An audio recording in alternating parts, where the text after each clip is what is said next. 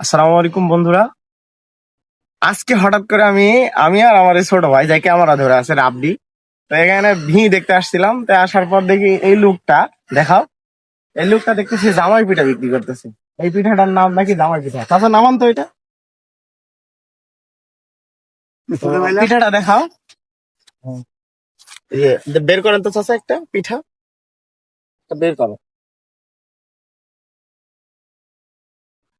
এই পিঠাটি হলো, এটা হলো জামাই পিঠা, ঠিক আছে? এটা জামাই পিঠা। তো চাচা কাছে আসো, পিঠা কতদিন ধরে বিক্রি করতেছেন? তাও তো 4-5 বছর হয়ে গেল। এই পিঠা বিক্রি করতেছে 4-5 বছরে, মানে এই যে আপনি পাড়া গায়ে ঘুরে ঘুরে বিক্রি করেন না? জি জি জি। সামনে আসে রাব্বি।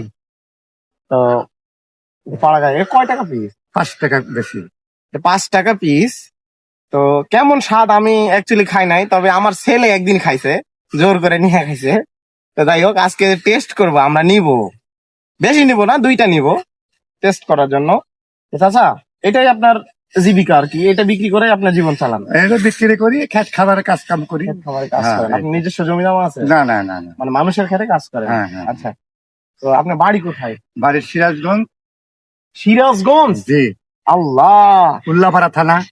চিনি, আমি চিনি সিরাজগঞ্জ উল্লাপাড়া চিনি। তো আমার বাড়ি কোথায় আমি আপনাদেরকে বলি। আমার বাড়িটা হলো নওগাঁ জেলার মান্দা থানাতে আমার বাড়ি। সিরাজগঞ্জ এখান থেকে কত দূর হিসাব আছে? সেই যমুনা সেতুর কাছে, তাই না চাচা? জি জি জি। যমুনা সেতুর কাছে ওনার বাসা। উনি এখানে এসে জামাই পিঠা বিক্রি করতেছে। দেখ, আলহামদুলিল্লাহ, মানুষ জীবিকার টানে বা কর্ম কর্ম করার ক্ষেত্রে মানুষকে অনেক জায়গায় যেতে হয়। তো আসলে এটা দেখলাম। তো চাচা, আমাদেরকে 2টা জামাই পিঠা দেন, আর আপনার জন্য দোয়া থাকলো। আপনি আপনি আমাদের জন্য দোয়া করবেন। অবশ্যই ইনশাআল্লাহ। অবশ্যই দোয়া করবো।